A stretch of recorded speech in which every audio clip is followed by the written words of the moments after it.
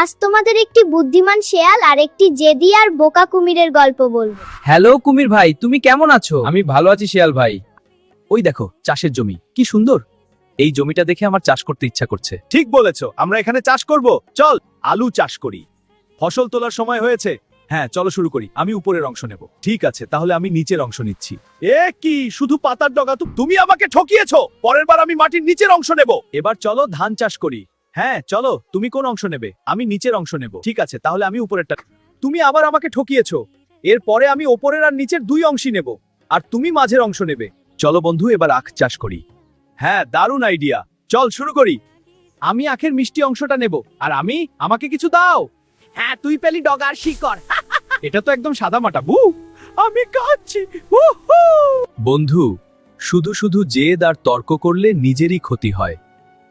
জেদ না করে বুদ্ধি খাটালে তবেই